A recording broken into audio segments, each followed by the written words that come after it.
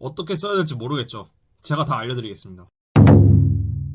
먼저 여러분, 자소서는 데이팅 어플에서 내 프사 보정 기능이랑 프로필 문구 같은 거예요. 이제 어플에서 생판 처음 만나는 사람들이 여러분에 대해서 알 수 있는 정보가 뭘까요? 프로필 사진이랑 소개 문구가 내 유일한 첫 인상 어필 수단입니다. 이걸 통해서 나랑 사귀어도 괜찮을 거다. 난 또라이가 아니다. 정상인이다. 라는 점을 증명을 해야 예선 통과인 거죠. 그럼 이제 사실 입시에서도 똑같아요. 여러분의 성적과 자소서로 교수한테 난 괜찮은 인간이다. 나를 선택하면 니들 대학에게 이득일 거다. 라는 점을 설득을 하는 거예요. 그러니까 당연히 면접이 있으면 내 성적과 자소서 내용을 기반으로 상대가 궁금한 점을 물어보게 돼 있습니다. 성적이 너무 안 좋다면 역전이 힘들겠지만 그래도 평균에 가깝다고 하면은 내가 유일하게 바꿀 수 있는 자소서라도 기깔나게 쓰려고 노력을 해서 면접 등에서 역전을 노려야 되는 겁니다. 심지어 학원쌤들 중에서도 지유서랑 면접이 형식적이라고 주장하는 분들이 계신데 저는 절대 동의를 못해요. 애초에 제가 그 수혜를 받아가지고 입시를 굉장히 역전을 한 케이스이기도 하고요. 이 초장에 내가 어필을 다 해야 되기 때문에 이 첫인상이 굉장히 중요해요. 잘 써야 됩니다. 그리고 두 번째, 왜 학원 첨삭을 맡겨도 내 지유서는 나아지지를 않을까? 대부분 학생분들이 다니는 학원에서 유료로 첨삭을 받는데 제가 봤을 때 이 중 절반가량은 받으나 마나한 첨삭에 많은 금액을 쓰고 있는 경우가 많은 것 같아요. 여러분이 보통 학원에다가 자기소개서 첨삭을 맡기면은 첨삭비로 평균 이제 20만원 내외를 떼가거든요. 근데 이게 비싸가지고 부담이 되기도 하고 정작 첨삭을 받아도 퀄리티가 시원치 않은 경험이 많을 겁니다.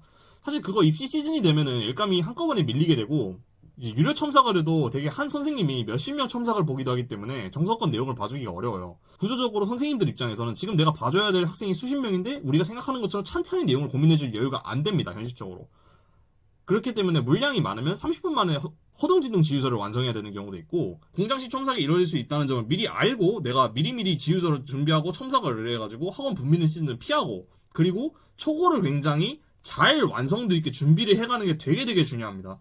내가 음식 재료로 쓰레기를 가져가면 요리사로 고든 램지를 가져와도 쓰레기 같은 요리밖에 못 만들어요. 그러니까 첨삭해주는 쌤도 오지게 바쁘기 때문에 쓰레기를 가져오면 그걸로 연금술을 부릴 여유는 없습니다. 그렇기 때문에 일단 내가 쓴 원고가 개 같아도 학원에 첨삭을 맡기면 학원이 하나부터 열까지 다 알아서 해줄 거다라는 안이한 생각을 가지면 몇십만 원이고 돈 버리기 딱 좋습니다. 학원에 너무 기대하지 마세요. 내가 무조건 첨삭 전에 완성하는 원고 내용을 급나게 잘 써야 됩니다. 그래가지고 문제는 그거거든요. 정확히 전체적인 내용이나 논리를 어떻게 전개해야 되는지 이해를 하고 있는 학생이 너무 적은 것 같아요.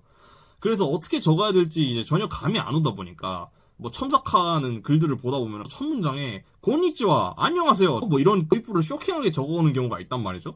제가 나중에 쓰는 방법 다 설명드리겠습니다. 그리고 학원 측에서 수업을 여러 번 들으라고 유도하는 경우가 많은데 솔직히 제 개인적인 생각으로는 내가 지원하는 전공이 비슷하다고 했을 때 첨삭 수업은 제일 높은 대학이나 첫바따로 쓰는 대학 한 건에서 두 건 정도만 받고 내용을 최대한 비슷하게 써서 우려먹는 게 경제적이라고 저는 생각을 해요. 예를 들어 뭐 정치경제학부랑 국제일본, 상학부, 법학부를 쓴다. 그럼 아예 국제무역 같은 걸로 장래희망을 정해버리세요. 뭐 할지 모르겠으면은 그냥 제발 대학원 가서 연구자나 교수할 거라고 쓰세요. 아니 이러면은 내가 뭐 이슬람 문화 연구과 같은 데를 지원을 한다고 해도 장래희망으로 고민할 필요가 전혀 없다니까요. 이거 장래희망 제일 사기 K입니다. 내가 배우는 게 진짜 뭘 해야 될지를 모르겠다 싶은 거가 있으면 무지성으로 교수나 연구자 장래희망으로 쓰세요. 자, 그럼 바로 내용편으로 넘어갑니다. 먼저 자소서는 내용이 더 중요하지 일본어 실력이 중요한 게 아닙니다. 내용이 더 중요하니까 무조건 처음에 아름다운 일본어 표현을 고민하느라 시간을 날릴 필요가 전혀 없어요. 한국어로 논리적이고 예술적인 내용을 초고로 완성하는 데 집중할 필요가 있습니다. 아까 자소서는 교수에게 내 첫인상이 된다고 했죠. 근데 대체 왜 팝하고 대충 돌려가지고 문장 늘어지게 쓰고 의미도 없는 내용 나열해가지고 자소서 완성하는 건지 이해를 할 수가 없어요. 여러분도 과자 한 봉지 샀는데 과자는 없고 질소가 반 넘게 들어있으면 개빡치잖아요.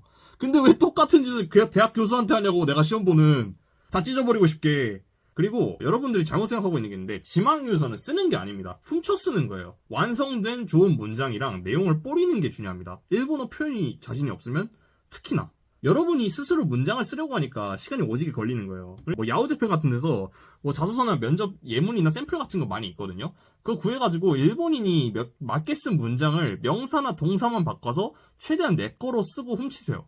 문장이나 문법 구조상 내가 처음부터 쓰는 것보다 그게 훨씬 더 쉽고 틀릴 가능성이 훨씬 더 줄어듭니다. 조각을 뽀려가지고 내가 쓰고 싶은 내용을 재구성하라는 거예요. 그리고 최상위권 지망이라고 하면은 논문을 뽀렸으면 좋겠어요. 예를 들어 내가 정치 외교학과를 쓴다? 그러면 이제 정치나 외교 관련 논문 중에서 제일 만만한 한일 관계에 대해서 조사하고 구글에서 논문을 찾아봐요. 그럼 이제 논문 열어봤을 때 초록이라고 해가지고 첫 페이지에 논문 전체 내용 요약이 있는데 그 위주로만 팍팍팍 찾아보면 됩니다. 그럼 내가 논문을 다 안 읽어봐도 돼요. 이게 마음에 들었다. 그럼 우리는 이제 나는 일본에 유학해 한류가 한일 양국 간 문화 외교에 어떠한 영향을 외쳐왔는지와 한일 문화 외교 정책을 통한 한일 관계 개선 방안에 대해 연구하고 싶다라고 써버려요.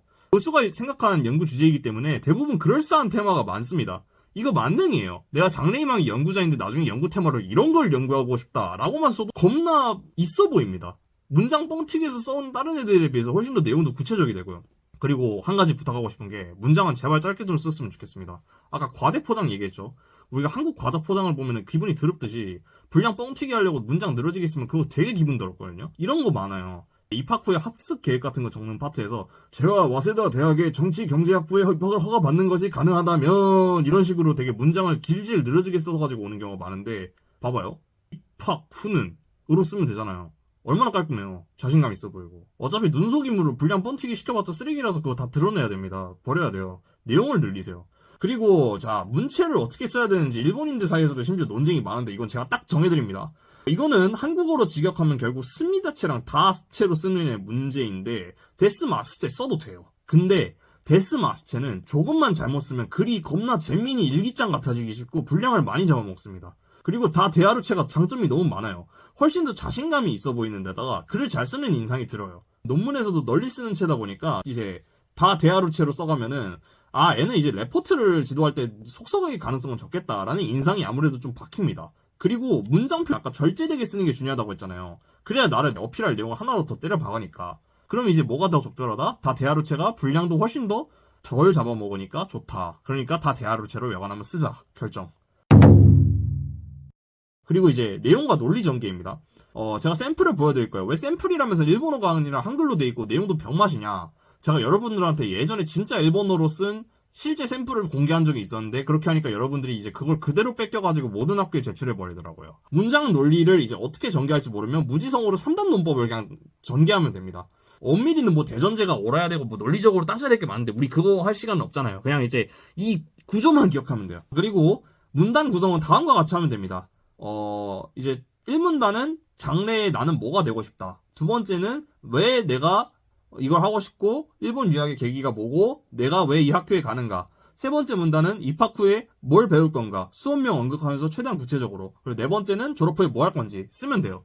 자 그럼 대충 어떤 느낌이냐 이렇게 쓰면 됩니다. 저는 장래에 해적왕이 돼서 동아시아 해상 패권을 잡고 싶습니다.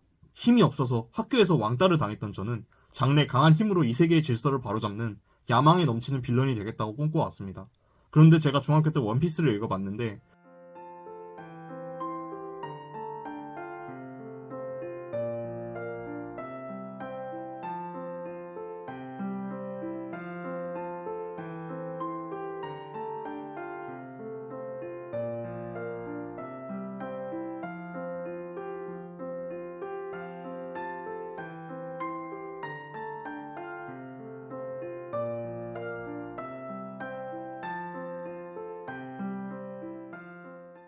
이런 식으로 쓰면 됩니다.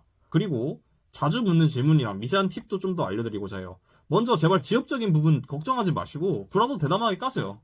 여튼 하다 보면 정말 지망료를 쓸만한 뭔가가 없을 때 일본 땡땡 업계에서 일하는 가족 누구의 영향을 받아서 이런 얘기를 쓰면은 꼭 그러더라고요. 아니 이러면은 면접에서 가족 질문이 나왔을 때 제가 떨어지는 거 아니에요? 구라인 거 들키면 어떡해요? 그럴 수 있는데 그냥 적절히 불러대면 돼요.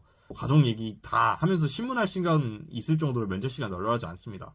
장래희망은 통일시키는 게 맞습니다. 예를 들어서 내가 상, 법, 문, 소말리어 학과를 쓴다고 하면은 다 장래희망은 해적이라고 써요. 그럼 이제 아래처럼 약을 팔면 되는 거예요. 학부 따라서 장래희망이 바뀌면 오히려 더 이상하기 때문에 장래희망은 통일을 시키고 대신에 방향성을 아래처럼 바꾸면 좋습니다.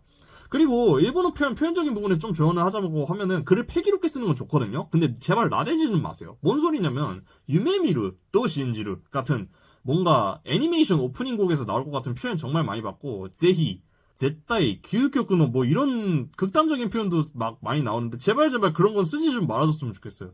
이제 여러분은 최강 무적의 텐사이 떼끼나 아이돌을 사마가 아니라니까요. 그리고 대학 지칭할 때는 기가크 써도 됩니다. 시기 쓸 때 니와랑 와 헷갈리는 분들 많은데 대부분 와가 맞으니까 이거 체킹하시고요. 자 일본어로 글 쓰려면 원래 어려워요. 여러분 욕하는 게 아닙니다. 마음가짐을 나대지 말자라는 마음을 갖고 겸손하게 쓰면 표현적 미스가 많이 줄어든다는 걸 얘기하고자 하는 거예요. 여튼 이 내용을 잘 기억하고 첫 원고를 작성하시면은 첨삭을 어떻게 받더라도 평균 이상의 지망 요소를 작성할 수가 있을 겁니다. 화이팅 하십시오.